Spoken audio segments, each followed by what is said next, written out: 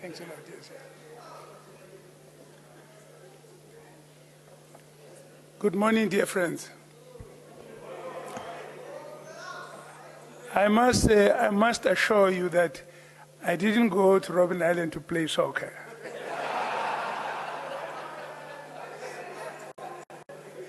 No, I played soccer before I went to Robben Island. Yeah, in such cities as Johannesburg, in Durban, and so on. But when I went to jail, it was for a different purpose altogether. But I thank you very much for joining together this morning. And let me say that the subject we are dealing with is far more complex than many people realize. It is about the evolution of our society as a whole.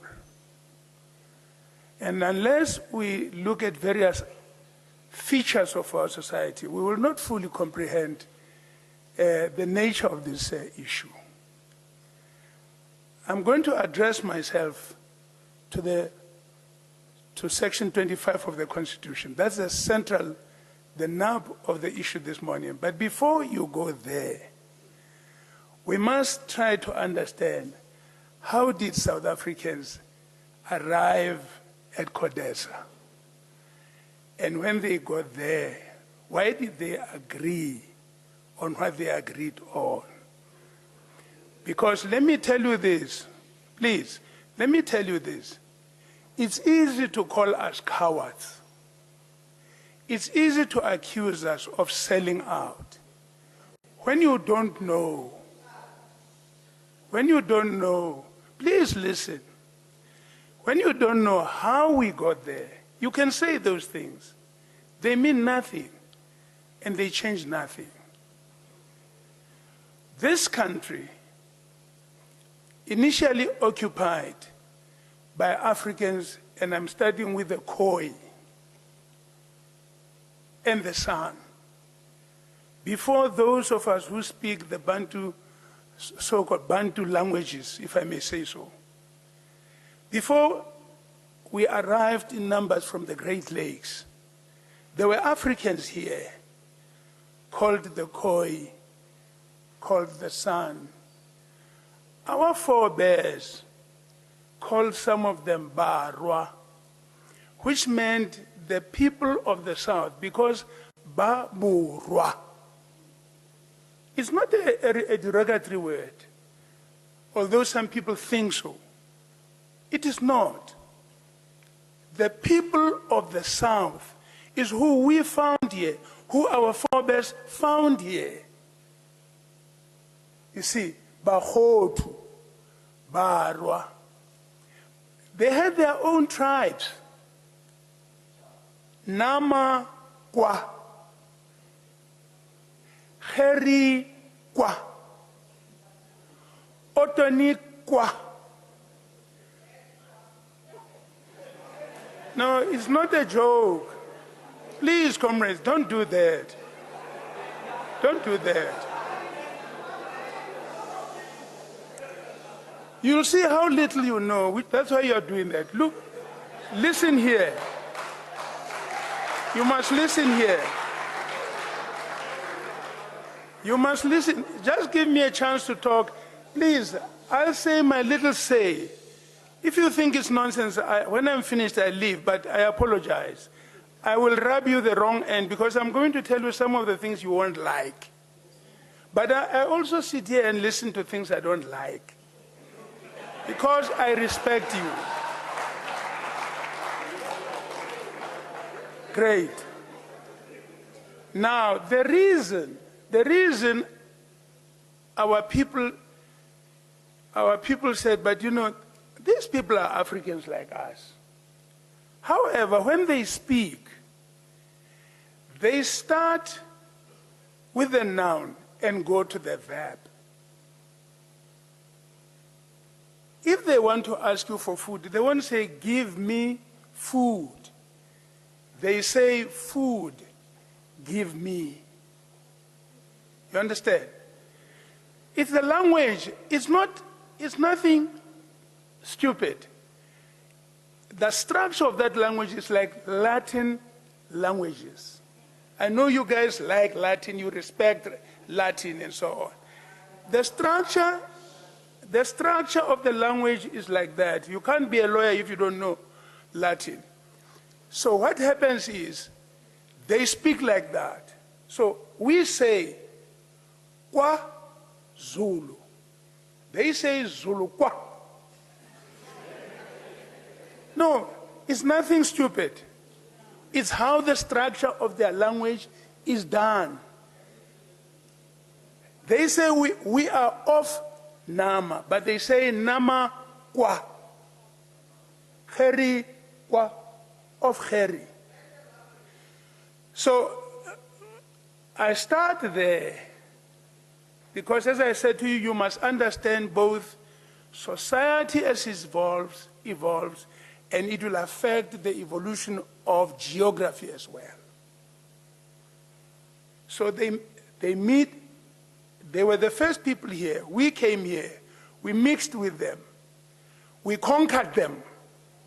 Because we arrived, the Bantu speakers arrived here in bigger formations, bigger numbers, more powerful weapons, because the spear, the nokiri and those things, compared with a bow and arrow, they could not resist. Their numbers were few.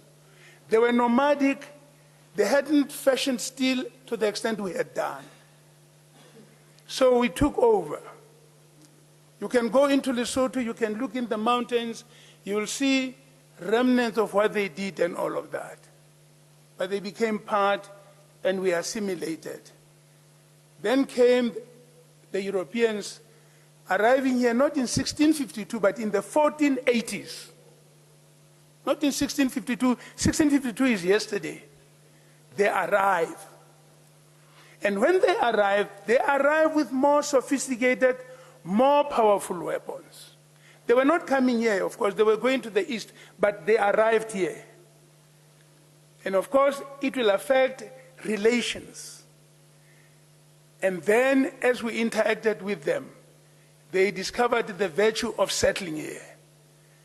And they decided, steadily and slowly, they settled. The first were the Portuguese, who nevertheless didn't sense, they used to call the Cape of Storms, because their ships had wrecked there, and that by accident they landed.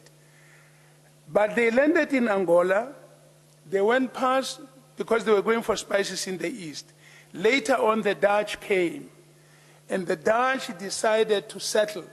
They changed the name from the Cape of Storms to the Cape of Good Hope.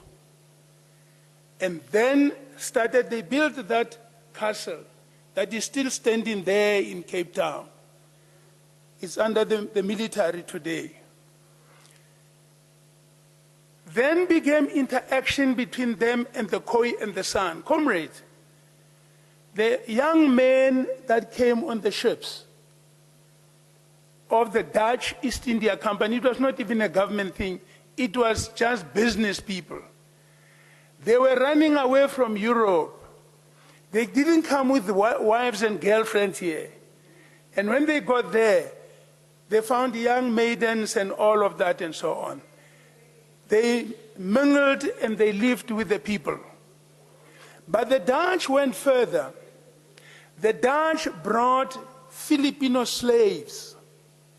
They brought the Filipinos here as slaves because they wanted labor to grow food, to grow fresh supplies, and all of that. Because people sitting on the ships for months and months and not getting fresh food, they die of a disease called scurvy.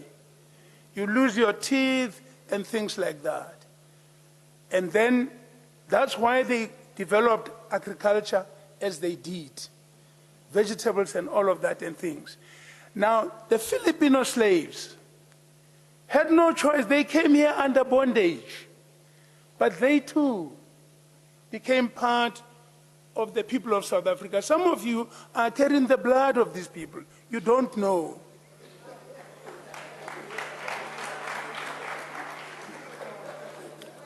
Then, no, please, comrades. I don't want to talk. Maybe I must look this side. I say to you, comrades, Then occurred a situation in Europe in which the Catholic Church broke up.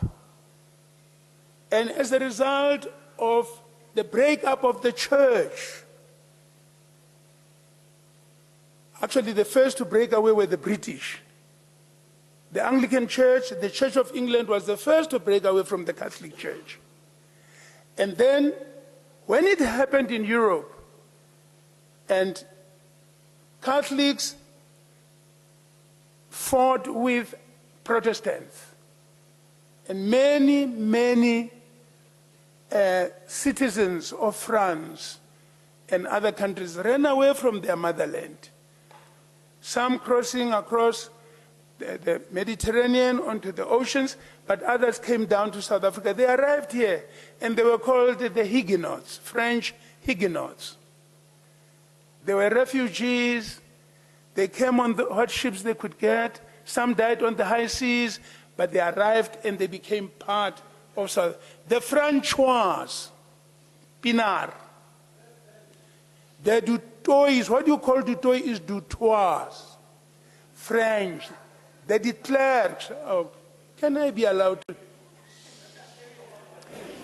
The de Klerks you talk about, the Leroux, all those French names are great-grandchildren of the French Huguenots who came here running away from religious wars through no choice of their own. They came here carrying stalks of vine, and the Germans followed also because Martin Luther also had his own problems with the church, and that also did that. I want to cut this story short. When the British took over here, we are coming to the issue of the land, but you will not.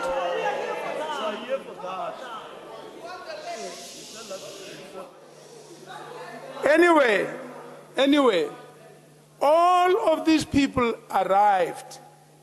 All of us mingled. We were coming down the East Coast, what you call the Eastern Cape, the Cape. We went down, we linked up. And all of that, really, we became a people the world didn't know. The British took over. And then the British brought the Malay slaves, led by a man who was called Abdurrahman Mortula. His grave stands on Robben Island. He died there. All these Muslim people you see in the Western Cape brought with them their faith and brought with them their languages as well, just like the Filipinos and so on. Later on, the British brought the Indian indentured laborers to grow sugar cane in the east of our country. The sugar cane fields you see when you travel in Natal were built on Indian indentured laborers. When they had done, history happens. When they were released from indenture and all of that, their children, their great-grandchildren, became South Africans. They were born here. They were not born in India, they were born here. So they are also part of this. In the meantime, we fought wars. Some people say our land was stolen. It is belittling us. In the East Coast, we fought 9 wars, uncompromising, defending our freedom. When the whites got into the Free State, there were battles galore. To this day, there is no British military general who reached the top of Tababusiu saying he's defeated Basotho. They defended. When AmaZulu defended and defeated the British at San Juan, they were defeating the biggest, most powerful army in the whole world. You can't say it was stolen. We fought. The best young men of our people lost their lives on the countrysides. And it took the combined force of Brewer and Britain to break the power of Sekhukhune. That's how much our people fought. That's how much we defended. But comrades, we were up against more powerful forces, better weaponry, cannons, and all of that. We were defeated. That chapter closes around 1900. And when it closes, as the leaders of our people have taught us on the confines of Robben Island, that closed the chapter of the wars of dispossession. Lesotho had become a protectorate. Moshoshe signed. Swaziland had become a protectorate. The king signed. Botswana signed. These are the British protectorates that when our people, when the British wanted to give us union status, our people pleaded with the British, don't give us this without giving everybody equal rights. But the British refused. And we became, however, the three protectorates pleaded that no, we would rather remain under the rule of His Majesty. You must go and look into the records of history. It will tell you. I'm talking about letters, documents written by Tengo Jabavu, Pixley Kaseme, our own people, African people, wrote their petitions and so on. Don't think we are not the first one. We are not the first one to speak English here. So they did these things. When we went to the British to ask the British not to grant independence without equality of status, because in the Cape, there was qualified franchise. Everybody could vote if they met certain qualification standards. But you couldn't vote in the Free State, you couldn't vote in the Transvaal. But the British defeated us, they refused. That is why 2 years later, our people formed the African National Congress. It was called the South African Native National Congress, to try and pressure for qualified franchise to be extended to the northern provinces of the Free State and the Transvaal. If you read the works of Tengo Jabavu and those people who lived at that time, Saul Platt, the first Secretary General of the ANC, all that information is there for you. And they say, at this time, saying, look, this country has become a country of so many of us. All we are asking for is equality of status. We don't want war. We have been defeated. We want to survive.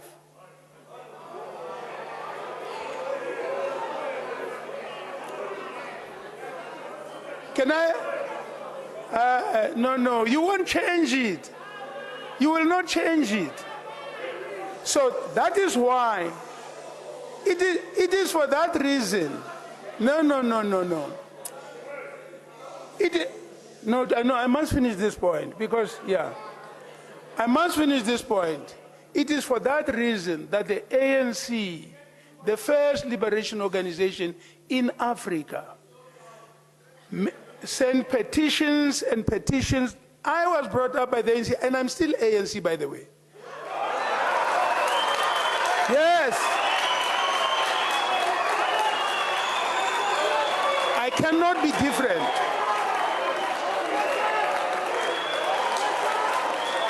I am not the ANC of Zuma. I'm not the ANC of Zuma, but in policy, here. I tell you this. No, you will listen. Comrades, you invited me here. You invited me here to talk to you. Well, listen to me then. Listen to me.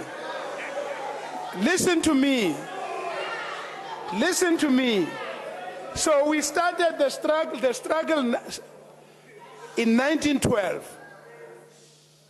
and it was strictly within constitutional means. By 1949, when apartheid was introduced, we scaled it to extra-constitutional and started breaking the unjust laws the country confronted. By 1960, when the organization was closed and banned, we said rather than submit, we will take up to arms to pressurize you guys to go to negotiations. We will take up arms not to kill for the sake of it, but because we want to pressurize you to go to the negotiations. When in 1994 we went to the negotiations, we prevailed.